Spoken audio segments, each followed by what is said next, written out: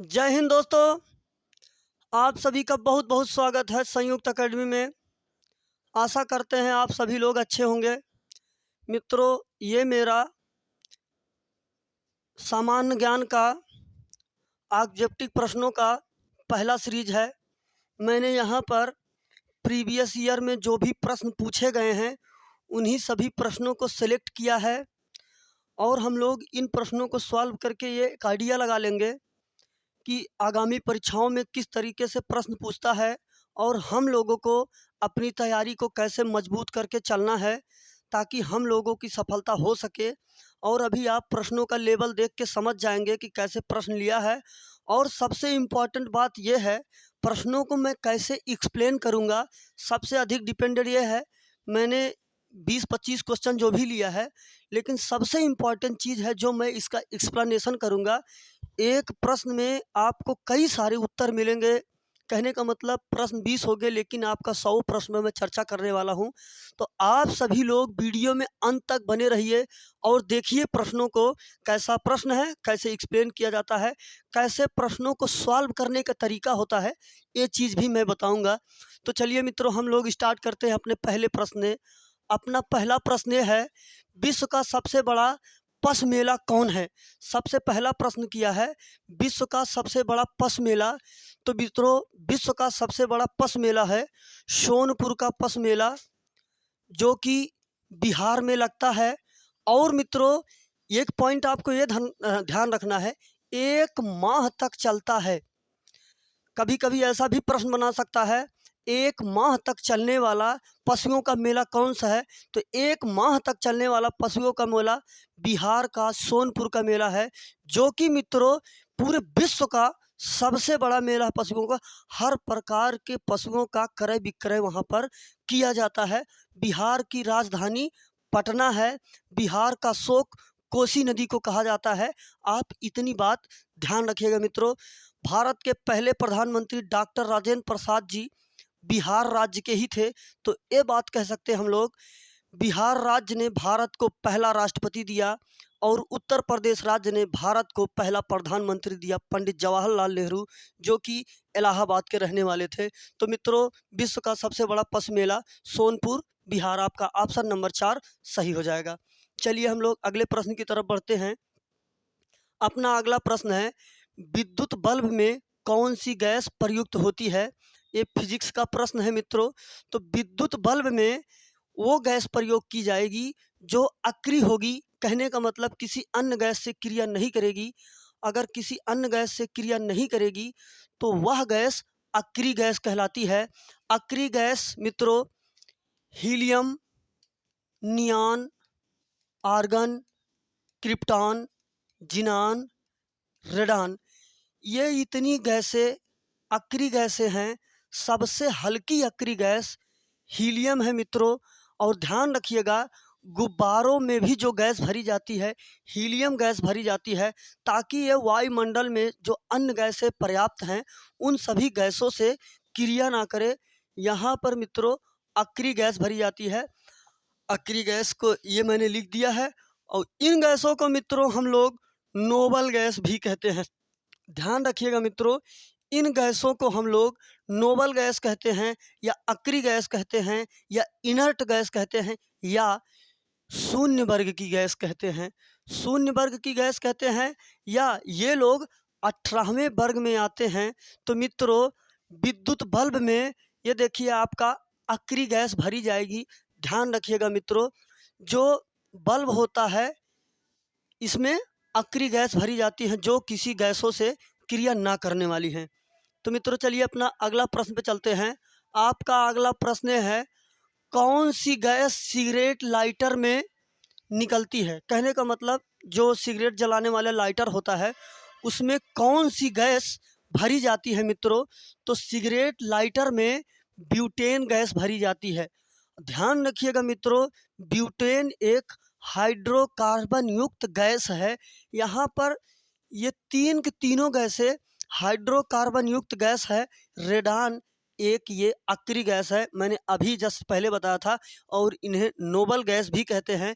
Methane का सूत्र होता है मित्रों CH4। मीथेन का सूत्र होता है CH4। इसे हम लोग मार्स गैस भी कहते हैं। और मार्स गैस इसलिए कहते हैं, मार्स का हिंदी मतलब होता है मंगल ग्रह। मीथेन गैस मंगल ग्रह पर भी पाई जाती है, इसलिए इसे मार्स गैस कहते हैं। मीथेन गैस सड़ी गली और दलदली स्थानों पर पाई जाती है। मीथेन गैस धान के खेत में पाई जाती है। मीथेन गैस जो जानवर जुगाली करते हैं, मतलब पागुर करते हैं, उनके मुंह से मीथेन गैस निकलती है।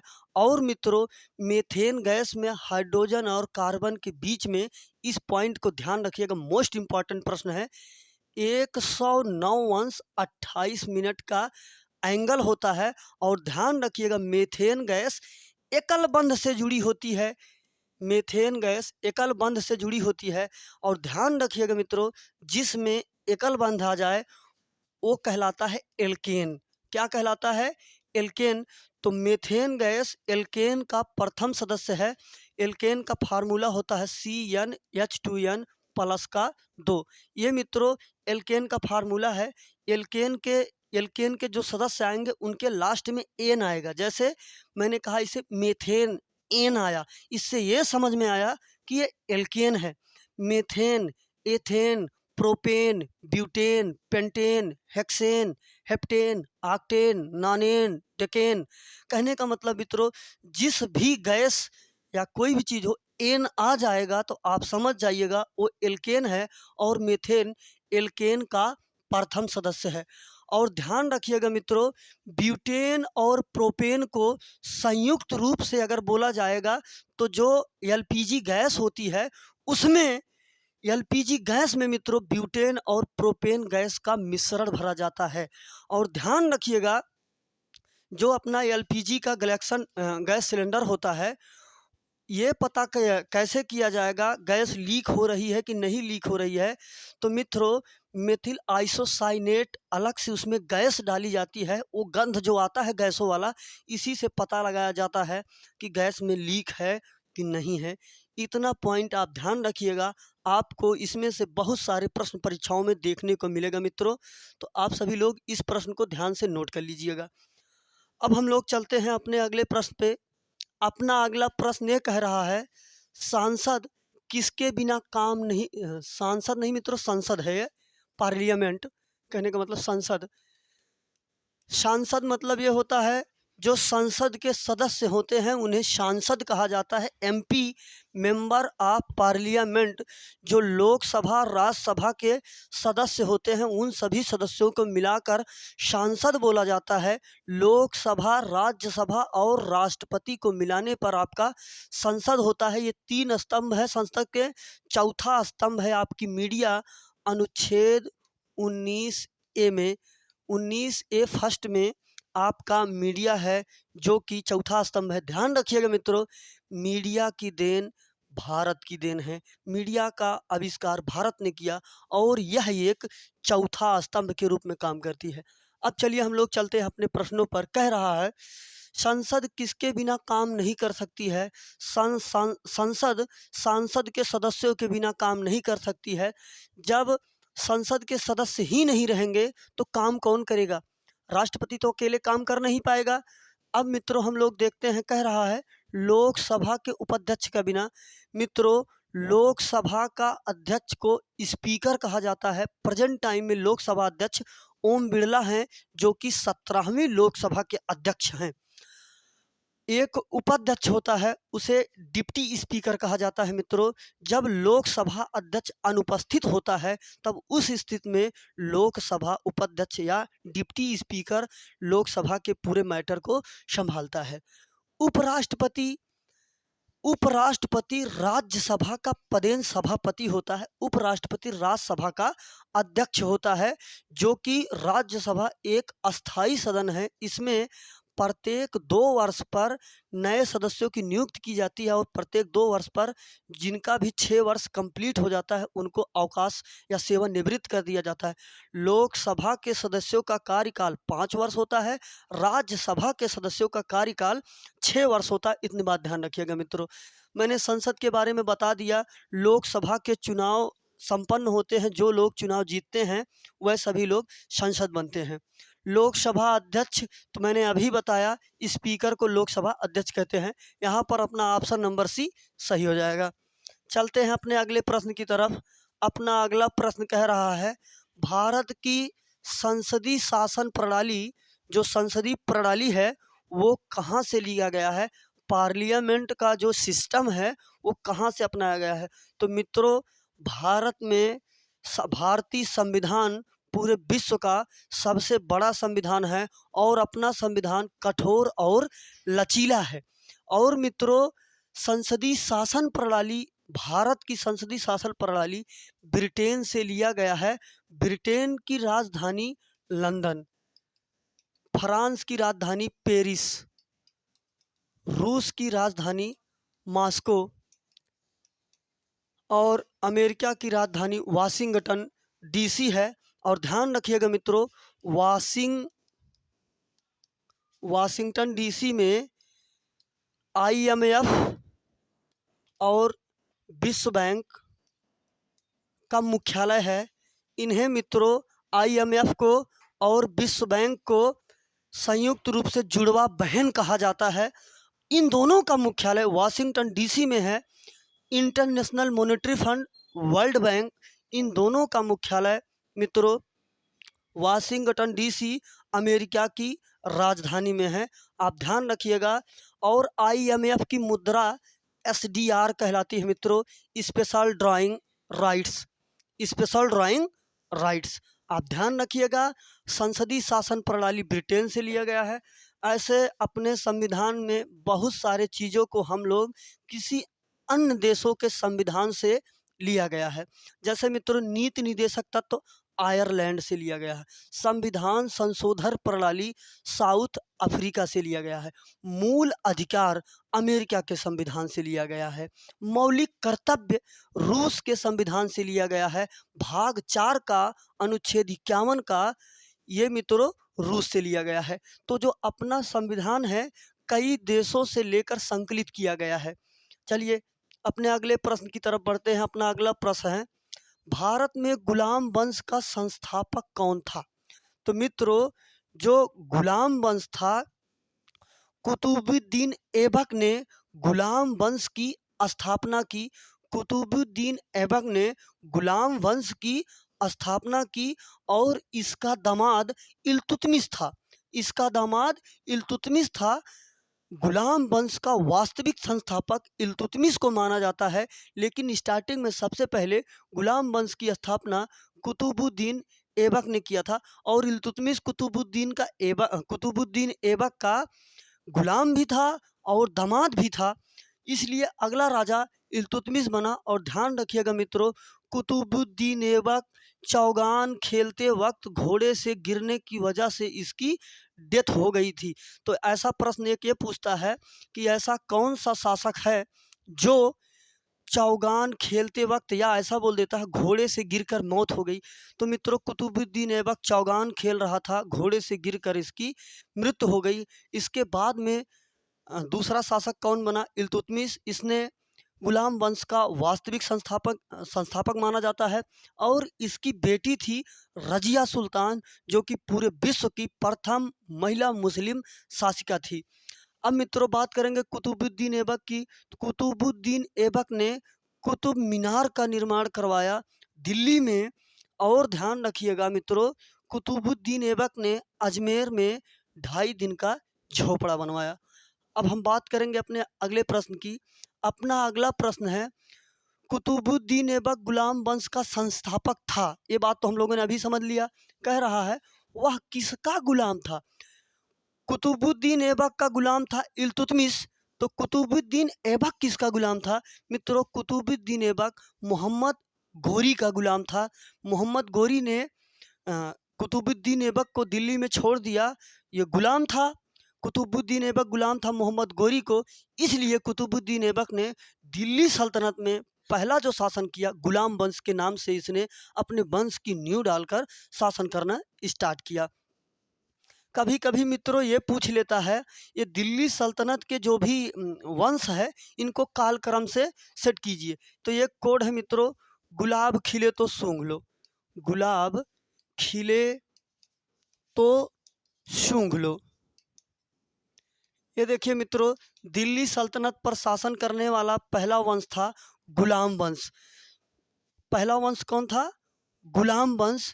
खिले, ये देखिए मित्रों, खिले से हो गया खिलजी वंश, ता से हो गया तुगलक वंश, सो से हो गया सैयद वंश, लौ से हो गया लोदी वंश। ये दिल्ली सल्तनत में वंशों का कार्य करने का क्रम है। गुलाम वंश, खिलजी वंश, तुगलक वंश, सैयद वंश और लोदी वंश। लोदी वंश अंतिम वंश था। लोदी वंश को समाप्त करके बाबर ने मुगल साम्राज्य की स्थापना किया। मित्रों चलिए अपने अगले प्रश्न की तरफ बढ़ते हैं। अपना अगला प्रश्न है, आर्य भारत कब आए थे? आर्य को ही भारत का पहला निवासी माना जाता है। मित्रों ये लोग, आर्य लोग, पूरी तरह से हिंदुत्व को फॉलो करने वाले थे। हम लोगों के जो देश है भारत, इसका नाम पहले आर्यव्रत था। इन्हीं लोगों की वजह से हम लोगों का पहला आर्यव्रत था। और ये लोग मित्रों मध्य एशिया के चरवाहे थे, मतलब जानवरों को चराते थे, भेड़ बकरी गाय भैंस ये सब। मतलब इनका मेन काम था पशुपालन, इसी पर इनका जीवन निर्भर था।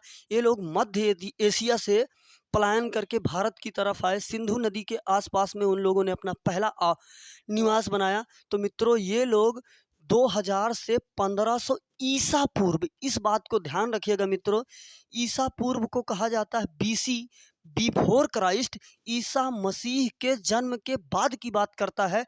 और ये चीज़ मित्रों घटते हुए चलेगा, ना कि 2000 है तो 2001 2002 ऐसा नहीं, घटता हुआ आएगा। और जब 78 पहुँचेगा, वहीं से हम लोगों का 78 ईस्वी स्टार्ट हो जाता। कहने का मतलब एडी स्टार्ट हो जाता है। एडी का मतलब एनो डोमिनो, बीसी का मतलब बिफोर क्राइस्ट, ईसा मसीह के जन्म के पहले की बात करता है। ये 2000 से 1500 ईसा पूर्व से मध्य एशिया के चरवाहे जो थे आर्य लोग, ये आए थे भारत में। अपना अगला प्रश्न है, आर्य लोग भारत में कहाँ से आए थे? मैंने अभी बताया, मध्य एशिया से आए थे, चरवाहे थे।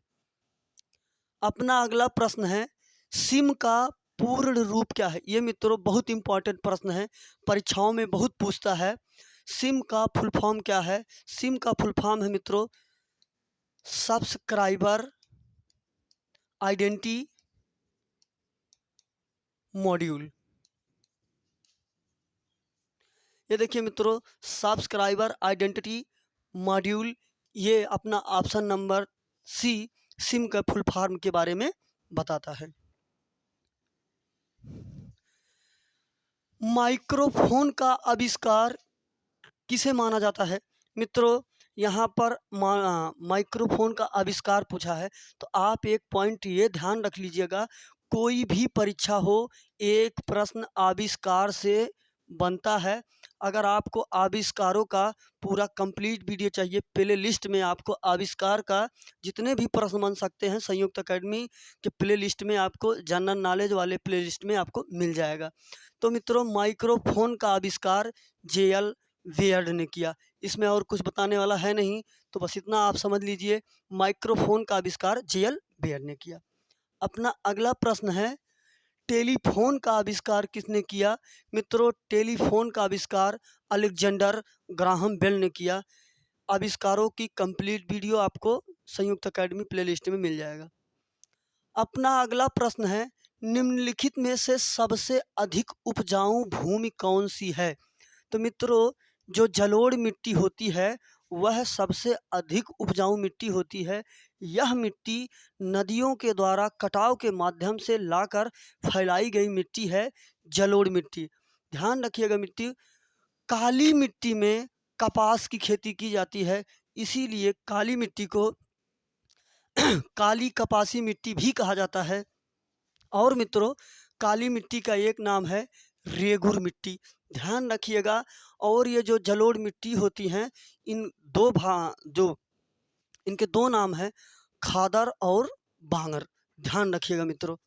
अपना अगला प्रश्न है, निम्नलिखित में से लैटेराइट मिट्टी कहाँ पाई जाती है? मित्रों ध्यान रखिएगा, बहुत अधिक उपजाऊ मिट्टी तो नहीं है, लेटेराइट मिट्टी दक्षिण भारत में पाई जाती है। तो कहने का मित्रों, इन सभी राज्यों में लेटेराइट मिट्टी पाई जाती है, ध्यान रखिएगा। और यहाँ पर तमिलनाडु वाली एरिया में सबसे अधिक लेटेराइट मिट्टी पाई जाती है। और ध्यान रखिएगा, एक प्रश्न है मित्रों, मिट्टी के अध्ययन को पेडोलॉजी कहा जाता है। मिट्टी के अध्ययन को पेडोलॉजी कहा जाता है।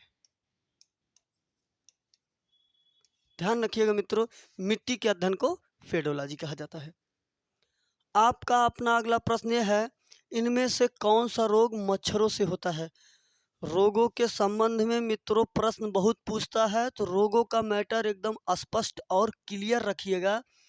अगर आपसे कहे कौन सा रोग मच्छरों से होता है, तो सिंपल सी बात ऐसे ही देख के पता लग रहा है, डेंगू जो बुखार होता है वो मच्छरों के काटने से होता है। डेंगू हो गया, चिकनगुनिया हो गया, ये सब बीमारियां मच्छरों के काटने से होती है। तो मित्रों ध्यान रखिएगा, डेंगू बीमारी जो होती है वो मच्छरों के काटने से होती है। अपना अगला प्रश्न ये है, पानी से होने वाला रोग कौन सा है? इन चारों ऑप्शनों में पानी से होने वाला रोग, बकिया और मैं बता दे रहा हूँ, पानी से होने वाला रोग है पानी मतलब मित्रों दूषित जल की बात कर रहा है। एक तो है इटाई, एक है ब्लू बेबी सिंड्रोम, ये सब दूषित जल से होने वाले रोग हैं। और मिनी माता रोग, ये तीनों रोग दूषित जल से होने वाले रोग हैं। बहुत इंपॉर्टेंट प्रश्न है, यहाँ से प्रश्न रोगों के संबंध में ज़्यादा उठाता है। पानी के संबंध में अगर बात करेगा, पानी से डर लगना हाइड्रोफोबिया होता है। पानी से डर लगना हाइड्रोफोबिया। पानी से होने वाला रोग कौन सा है मित्रों? तो इसमें पानी से होने वाला रोग टाइफाइड रोग है, ध्यान रखिएगा। और टाइफाइड के टेस्ट करने के लिए बिडाल टेस्ट किया जाता है। टाइफाइड के जांच को बिडाल टेस्ट कहा जाता है मित्रों, इतनी बात ध्यान रखिएगा। ये प्रश्न कई बार पूछा है। बिडाल टेस्ट किस रोग के लिए किया जाता है? एड्स के लिए एलिसा टेस्ट किया जाता है और टाइफाइड के लिए बिडाल टेस्ट किया जाता है। अपना अगला प्रश्न है, सामान्य मनुष्य का तापमान कितना होता है? तो मित्रों पहली चीज तो यहाँ पर आया है तापमान। तापमान एक मूल राशि है। मूल राशियाँ कितनी हैं? मूल राशियाँ 7 हैं। द्रव्यमान, लंबाई, समय, तापमान, विद्युत धारा, ज्योत तीव्रता, पदार्थ की मात्रा, ये 7 मूल राशियाँ हैं। 7 मूल मात्रक भी हैं।